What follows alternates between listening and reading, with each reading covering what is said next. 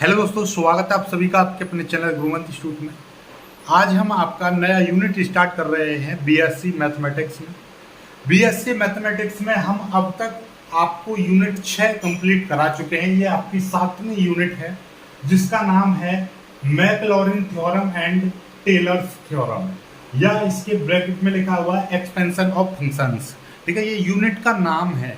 जैसा कि आपको डिस्प्ले पर दिखाई दे रहा होगा, यूनिट का नाम क्या है आपका? मैकलॉरिन्स थ्योरम एंड टेलर्स थ्योरम, या एक्सपेंशन ऑफ फंक्शंस। चलिए, तो आज का जो टॉपिक है वेरी इंपॉर्टेंट कर लीजिएगा। सीधे सीधे क्वेश्चन आ जाता है डायरेक्टली, और काफी बार ये आ चुका है। डिस्प्ले पर आपको दिखाई दे रहा होगा ये काफी बार और कईयों यूनिवर्सिटी में आया है। ठीक है, चलिएगा, Bundelkhand, Awadh, Meerut university, Gorakh university, Kanpur university और आपका काशी यूनिवर्सिटी, पूर्वांचल, आगरा, यानी एक एक यूनिवर्सिटी में कई कई बार आ चुकी है ये थ्योरम। क्वेश्चन इस तरीके से आएगा, write the state and prove Maclaurin's theorem. मतलब इस मैकलॉरिन थ्योरम का आपको स्टेटमेंट लिखना है, फिर आपको ये प्रूव करके दिखाना है। राइट, तो हम इसको आज मैकलॉरिन थ्योरम का स्टेटमेंट और प्रूव करके दिखाएंगे, फिर इस पर कुछ सवाल भी करेंगे। ठीक है, चलिए, मैकलॉरिन थ्योरम का स्टेटमेंट क्या कहता है? ठीक है, स्टेटमेंट ये है आपका, जो भी है यहां तक क्या है, let f x be a function of f. क्या? Let f x be a function of x which can be expanded as power series in x. मतलब ये है कि आपका कि हमने माना कि एफ एक्स एक्स का कोई फंक्शन है जो कि एक पावर सीरीज में दिया गया है, एक्स की पावर सीरीज में दिया हुआ है, या तो वो असेंडिंग या डिसेंडिंग ऑर्डर में, मोस्टली असेंडिंग ऑर्डर में दिए होते हैं। ठीक है, चलिएगा, तो मतलब ये है कि एफ एक्स आपका ऐसा समझ लीजिए जैसे एक्स स्क्वायर प्लस, जैसे a x square plus b x plus c, इस रूप का दे रखा हो। ठीक है, या आपका ऐसा समझ लीजिए कि x plus 3x square plus 4x की पावर 3 प्लस 5x की पावर 4, इस तरीके से दे रखा हो। ठीक है, या तो ये असेंडिंग ऑर्डर में दे रखा होगा या डिसेंडिंग ऑर्डर में दे रखा होगा, लेकिन मोस्टली आपको असेंडिंग ऑर्डर में ये मिलेंगे, बढ़ते हुए क्रम में। ठीक है, क्या है कि हमने मान लिया एफ एक्स कोई एक फंक्शन है x का, जो कि आपको एक्सपेंडेड हुआ है किसके power series in x, x की पावर सीरीज में एक्सपेंड हुआ है। यदि माना, यदि द एक्सपेंशन बी डिफरेंशिएबल, माना कि ये जो एक्सपेंशन हुआ है ये आपका डिफरेंशिएबल है, ये differentiable term by term by any number of times. यानी कि हम कह रहे हैं कि ये जो आपका एक्सपेंशन है ये कैसा है? डिफरेंशिएबल है, वो भी टर्म बाय टर्म। ये जैसे कि यहाँ पर टर्म बाय टर्म ये डिफरेंशिएबल है, then this series is called Maclaurin theorem. ये पूरा का पूरा जो स्टेटमेंट है ये यहाँ से यहाँ तक, ये आपका मैकलॉरिन थ्योरम कहलाता है। और this series is known as Maclaurin series. क्या? This series is known as Maclaurin series. इस सीरीज को हम मैकलॉरिन सीरीज कहते हैं।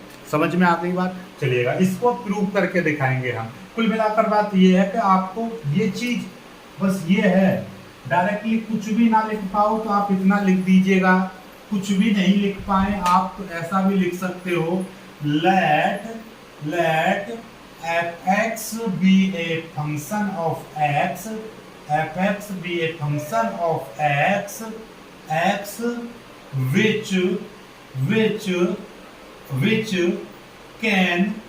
which can be expand as a power series in x, then fx is equal to f0 plus x बटे x 1 factorial, f dash 0 plus x की power 2 बट्टे 2 factorial, f double dash 0 dash direct आगे x की power n बट्टे n factorial, fn 0 plus dash. इस तरीके की this series is name as Maclaurin series और then this statement is called Maclaurin statement of Maclaurin's theorem. तो यही आपकी मैक्लॉरिन्स थ्योरम कहलाती है। This is called Maclaurin's theorem. अब हम इसको प्रूव करके दिखाएंगे आपको, ठीक है।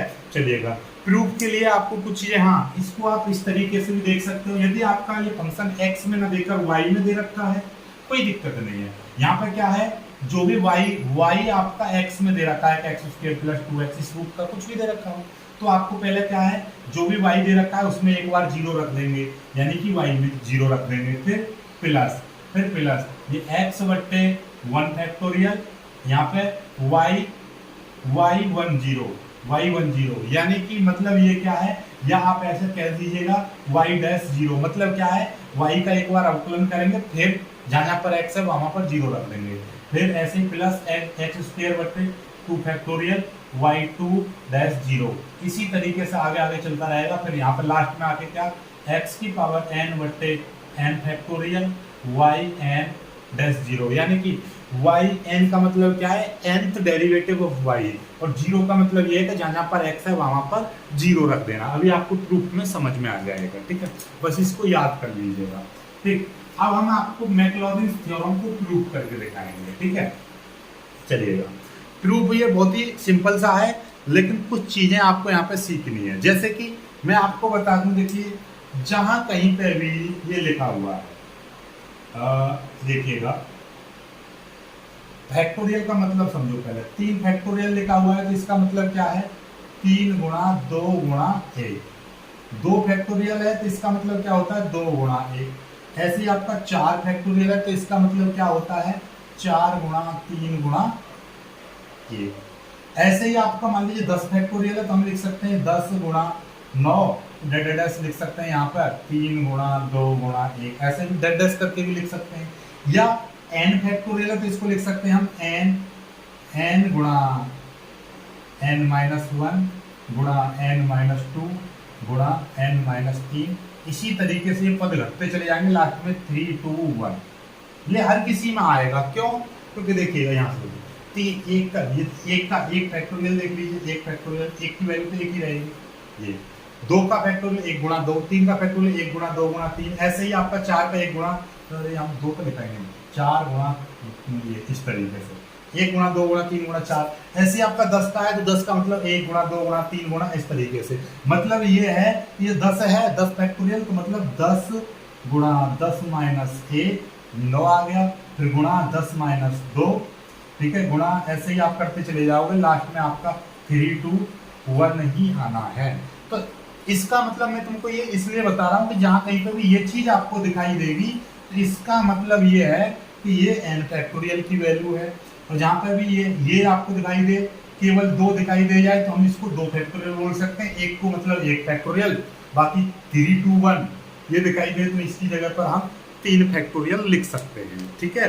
चलिए स्क्रीनशॉट ले सकते हो इसका, ठीक। चलिए आगे एक चीज और मैं आपको बता दूं, यदि मैं आपसे कहने लगूं x⁴n है, ठीक है, इसका आपको क्या करना है, आपको एक बार अवकलन करोगे, सॉरी ये x है, इसका एक बार अवकलन करोगे तो n x⁴n-1 आ जाएगा। ऐसे ही इसका दूसरी बार अवकलन करोगे तो n x⁴ अब क्या है, गुणा, अब के ये आगे आ जाएगा n-1, फिर x⁴ एक और घट जाएगा तो n-2 आ जाएगा।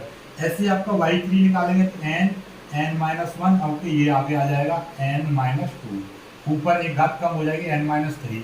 इसी तरीके से होता चला जाएगा। ऐसे ही आपका yn निकालोगे तो ये n-1 n-2, तो ये आगे तक चलता चला जाएगा, तो n-1 n-2 इसी तरीके से घटता चला जाएगा। लास्ट में क्या आएगा आपका 3 2 1 आएगा, लास्ट में 3 2 1 आएगा, ठीक है। तो अब इसीलिए हम इस चीज को, ये चीज क्या है, ये आपका होता है n फैक्टोरियल। तो हम इसीलिए मैंने आपको पिछले सवालों में बताया था कि x⁴n का यदि आप nth डेरिवेटिव निकालते हो तो वो क्या हो जाता है, n फैक्टोरियल हो जाता है, ठीक है, n फैक्टोरियल हो जाता है। तो ये चीज आपको पता होंगी तभी आप मैक्लॉरिन्स थ्योरम को प्रूव कर पाओगे, ठीक है। चलिए, तो ये चीज आपको पता है, ठीक है, नहीं पता तो आप सीख गए। चलिए अब आपका हम प्रूव करते हैं, मैक्लॉरिन्स थ्योरम को हम प्रूव करते हैं। लेट, हमने कोई भी एक फंक्शन मान लिया कि लेट f(x) को इस तरह से दे रखा है, एफ एक्स कोई फंक्शन इस तरह से आपको दे रखा है, कैसा, a0 plus a1x plus a2 x square plus a3 x3 plus plus plus an x की पावर n, इस रूप का दे रखा है। ठीक है, घबराए तो नहीं, यानी कि आपका एक असेंडिंग ऑर्डर में दे रखी है। एक क्या बोला था, एफ एक्स फंक्शन एक्स का है which can be expand as the power of series in x, यानी कि देखो पावर सीरीज में यहाँ पे x की पावर 0, यहाँ पे x की पावर 1, यहाँ पे x की पावर 2, यहाँ पे x की पावर 3, ऐसे ही आपका nth पावर तक, x की nth पावर तक ये एक्सपेंड किया हुआ है। ठीक है, यहाँ तक समझ में आ गया। इसके बाद में हम क्या कर रहे हैं यहाँ पर, और इसमें ये भी बोला था कि इफ द एक्सपेंशन, यानी ये जो एक्सपेंशन है ये कैसा है, डेरिएबल है, यानी कि डिफरेंशिएबल है। डिफरेंशिएबल है तो मतलब हमको इसका डिफरेंशिएट करना पड़ेगा। तो हम इसका पहले एक फर्स्ट टाइम यानी कि first derivative of F x निकाल रहे हैं, यानी कि एक डैश निकालेंगे तो इसका मतलब क्या हो जाएगा, इसका देखिएगा यहाँ पे एक बार अवकलन करेंगे तो इसका 0 हो जाएगा। ध्यान से समझ लेना चीज़ों को, यहाँ से लिखना चालू करूँगा तब आपको समझ में आ जाएगा। एक बार यदि मैं इसका डेरिवेटिव निकालूंगा तो ये कांस्टेंट है केवल। ठीक है, यहाँ पर लिख दे रहा हूँ, यहाँ पर where a0 a1 a2 an is constants. ठीक है, आपका ये क्या है, सारे के सारे कांस्टेंट्स हैं। ठीक है, अब ये कांस्टेंट जितने भी हैं कांस्टेंट, तो इनको हम क्या मान ले रहे हैं, जो कांस्टेंट, ये भी कांस्टेंट है, तो इस कांस्टेंट की जो वैल्यू है वो कैसे होगी, 0 होगी जब अवकलन करेंगे। तो ऐसे यहाँ पे हम एक बार अवकलन कर रहे हैं x का, तो ये a0 कांस्टेंट है, कांस्टेंट का अवकलन 0 हो जाएगा, ये 0 हो जाएगा। इसका x का अवकलन 1 हो जाएगा, तो यहाँ पे आपका a1 बचेगा, प्लस h स्क्वायर का अवकलन करेंगे तो कितना हो जाएगा, 2x हो जाएगा। साथ में ये सॉरी यहाँ पे 2x हो जाएगा, 2 को मैंने आगे लिख दिया 2, और ये a2 आ जाएगा, a2 और ये x बचेगा, केवल x बचेगा। ऐसे ही इसका करेंगे, प्लस ये 3 a3 x की पावर 2 आ जाएगा, प्लस ऐसे ही आगे तक घटता चला जाएगा। और इसका nth वाले का करेंगे तो n और an x की पावर n-1। कुल मिलाकर बात ये है, यदि हमारा इसका मतलब ये है कि जब a2 आ रहा है तो उसके साथ में 2 आ गया, यहाँ पर से 2 में से 1 गया, 1 घात बची। ऐसे यहाँ पर 3 a3 है तो इसके साथ में 3 आ गया, और 3 में से 1 घात कम हुई तो 2 आ गया। ऐसे ये an के साथ में n आ गया, और x में से 1 घात कम हो गई। ठीक है, इस तरीके से हमने ये हो गया डेरिवेटिव एक बार। अब इसका सेकेंड टाइम हम डेरिवेटिव करेंगे, इसी का सेकंड टाइम हम डेरिवेटिव निकालेंगे इसका। तो ओके, ये a1 कांस्टेंट है तो इसका 0 हो जाएगा। इसका अवकलन करेंगे तो ये कितना आ जाएगा, 2a2 आ जाएगा, प्लस इसका कितना आ जाएगा, देखिए इसको गुणा में लिखेंगे, ये है आपका 3 गुणा 2 गुणा a3 x की पावर 1। ओके, ये 2 आगे आ जाएगा, यानी x की पावर 2 का अवकलन करते हैं तो 2x आता है, तो ये 2 और यहाँ पे 3 ऐसे लिखा हुआ है, तो 2 को मैंने इसके साथ लिया, 3 गुणा 2 गुणा a3, फिर x। ऐसे ही आगे घटता चला जाएगा आगे। ऐसे ही nth वाले का करेंगे तो ये n है, अब की बार n-1 आगे आ जाएगा, n-1, फिर आपका an और साथ में आ जाएगा n की पावर n-2। ठीक है, x की पावर n-2। ऐसे ही आपका एक और करके देख लो, तीसरी बार करेंगे तो क्या हो जाएगा, ओके, इसका 0 हो जाएगा, तो ये बचेगा आपका 3 इंटू 2 इंटू आपका 1 आ जाएगा। 1 क्यों, क्योंकि x का डेरिवेटिव 1 हो जाएगा, इंटू a3 आ जाएगा, प्लस इसी तरीके से n-1, अब की बार ये n-2 यहाँ पर आ जाएगा, फिर आपका an आ जाएगा, और x की पावर n-3, ये ओके, 2 में से 1 चला जाएगा तो x की पावर n-2 में से 1 और चला जाएगा तो n-3 बचेगा। इसी तरीके से हम इसको यदि nth टाइम हम डेरिवेटिव निकालेंगे इसका, तो आपको पता है, देखिएगा हर एक टर्म 0 होता चला जा रहा है। अब की बार ये टर्म 0 हो जाएगा 4th टाइम पे है, और 5th टाइम पे उसका चौथा वाला टर्म 0 हो जाएगा, यानी कि हर बार में एक टर्म 0 हो जाएगा, तो लास्ट में केवल ये वाला टर्म बचेगा। इसमें लगातार घटते चले जाएंगे, यानी कि n-1 n-2 n-3, इसी तरीके से आगे चलता चला जाएगा, और यहाँ पे क्या बचेगा लास्ट में 3 2 1, जो मैंने अभी सिखाया था। जब x की पावर, आपको वैसे भी पता है कि x की पावर n का डेरिवेटिव करते हैं तो n फैक्टोरियल आता है, इसीलिए हम इसको इसको घटाते जा रहे हैं, साथ में यहाँ पर an आ जाएगा, ठीक है, केवल an बचेगा। अब x की पावर कुछ नहीं आएगा क्योंकि ये घटता चला जाएगा, x की पावर लास्ट में ऐसी कंडीशन बनेगी वहाँ पर, क्योंकि x का अवकलन 1, x की पावर 2 आगे आ जाएगा, इसी तरीके से आपको घटते चले जाएंगे सारे, तो ये आ जाएगा। आपको पता है, ये हमने पहले ही बता रखा है, बस an साथ में आ जाएगा और ये x की पावर n का जो डेरिवेटिव है वो ये हो गया, ठीक है। इसीलिए हम f n x को हम लिख सकते हैं, ये क्या हो जाएगा n फैक्टोरियल an लिख सकता हूँ मैं इसको, ठीक है। यहाँ तक समझ में आ गया। अब हम यहाँ से, क्योंकि हमको इस वाले इसको समीकरण 1 लिखो, समीकरण 1 मान लो इसको। अब इस समीकरण को हमको इस रूप का रखना है, तो यहाँ पर fx है, हमको ये f0 चाहिए, f'0 चाहिए ये, ठीक है। तो देखिए सबसे पहले अब हम क्या करेंगे, पहले x बराबर 0 पुटिंग करेंगे, ठीक है। Putting x is equal to 0, putting x is equal to 0 in f x f dash x f double dash x dash so on. मतलब हम x बराबर 0 इन संख्याओं में पुट करेंगे तभी तो हमारी ये वैल्यू निकलेंगी। ये पुट करके हम क्या करेंगे, वहां से a1 a2 a3 की वैल्यू निकालेंगे। कैसे देखिएगा, x बराबर 0 सबसे पहले हम fx में पुट करेंगे, यानी कि f0, यानी इस वाले में 0 रख देंगे तो ये सारे टर्म 0 हो जाएंगे, केवल a0 बचेगा, ठीक है। इस चीज को याद रखिएगा। अब हम दूसरी बार x बराबर 0 रख रहे हैं f डैश में। अब की बार हमारा f डैश जो x है, f डैश x की जगह पर 0 रख देंगे तो ये टर्म 0 हो जाएगा, ये टर्म यानी सारे टर्म 0 हो जाएंगे, यहाँ पर a1 बचेगा, केवल a1 बचेगा। ऐसे ही हम यहाँ पर f डबल डैश में 0 रखेंगे, f डबल डैश ये है तो इसमें ये सारे टर्म 0 हो जाएंगे, यहाँ पर केवल 2a2 बचेगा, 2a2 बचेगा। यहाँ से मैं a2 की वैल्यू निकालूंगा तो क्या हो जाएगा, f डबल डैश 0/2, और 2 का मतलब ही क्या होता है, f डबल डैश 0/2 फैक्टोरियल। ऐसा क्यों, क्योंकि 2 फैक्टोरियल जो होता है 2 गुणा 1, यही होता है। 2 गुणा 1 का मतलब 2 को ही बोलते हैं हम 2 फैक्टोरियल, क्योंकि मेरे को यहाँ पर फैक्टोरियल के रूप में लिखना है। इसी तरीके से हम इसको लिख सकते हैं a1 बराबर f डैश 0/1, और 1 का मतलब क्या है, f डैश 0/1 फैक्टोरियल लिख सकता हूँ, f डैश 0/1, क्योंकि 1 फैक्टोरियल की वैल्यू 1 होती है, और कोई संख्या जो होती है उसमें आप लिख सकते हो, क्योंकि हमको चाहिए ये देखो x/1 फैक्टोरियल, यानी कि f डैश 1 फैक्टोरियल इस रूप में लिखना है, इसलिए कर रहे हैं, ठीक है। ऐसे ही मैं यहाँ पर f ट्रिपल डैश 0 लिखा लूँ, ट्रिपल डैश 0, तो इसमें क्या है, सारे टर्म 0 हो जाएंगे, केवल ये बचेगा, यानी कि 3 गुणा 2 गुणा 1 इंटू a3।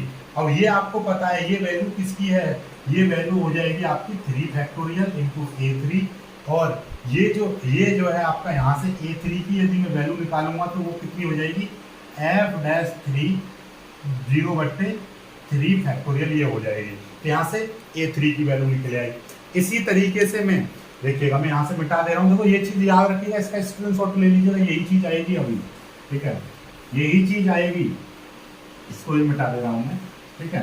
देखिएगा ऐसे ही मैं निकाल रहा हूँ डैश करके fn की, fn0 में रख देंगे हम, इसमें fn0 ये रहा, fn0 में रख देंगे, इसमें तो कुछ आपका बचता ही नहीं है, सीधे यहाँ पे x है ही नहीं, तो ये यहाँ पे आपका n फैक्टोरियल an बचेगा, तो यहाँ से मैं an की वैल्यू निकालूंगा तो fn0/n फैक्टोरियल ये निकल आया। तो कुल मिलाकर नाउ पुटिंग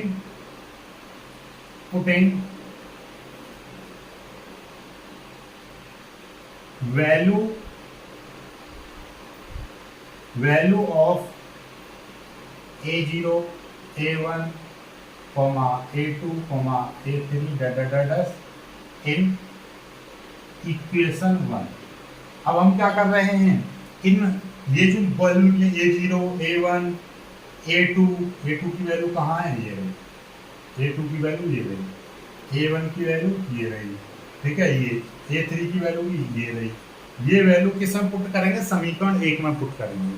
तो इक्वेशन फर्स्ट आपको क्या दिखाई देगी अब, fx is equal to a0 की वैल्यू है f0 आ जाएगा, फिर प्लस है a1 की वैल्यू कितनी है, a1 की f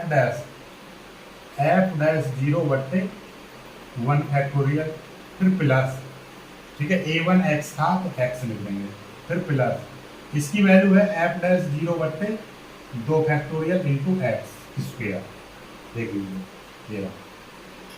a2 की value f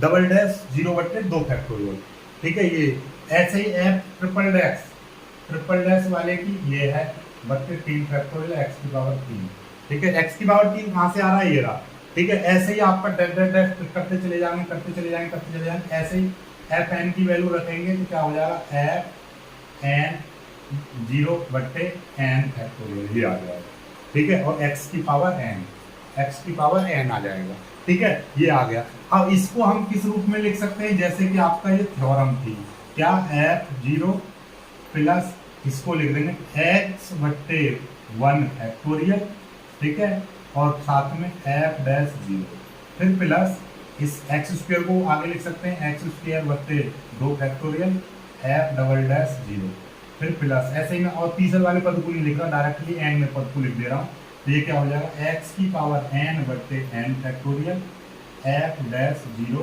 n f dash f n 0 dash, और भी पद निकाल सकते हैं n के आगे भी n+1 n+2 इस तरीके से। तो this is proof of Maclaurin's theorem. तो यही मैक्लॉरिन्स थ्योरम थी जो कि आपकी प्रूफ हो चुकी है, ठीक है। इतने सिंपल और साधारण तरीके से मैंने प्रूफ कराई है आपको, फिर भी आपका कोई डाउट बचता है तो कमेंट करना, लेकिन मुझे उम्मीद है कि आपको सारी चीज़ें समझ में आ गई होंगी। फिर भी कोई समझ में चीज़ नहीं आती तो आप कमेंट किया करो, ताकि मैं दोबारा से वीडियो बना सकूँ, कुछ और नए तरीके से आपको सिखा सकूँ, ठीक है। चलेगा तो वीडियो को लाइक करना, शेयर करना और चैनल को सब्सक्राइब जरूर कर लीजिएगा। जय।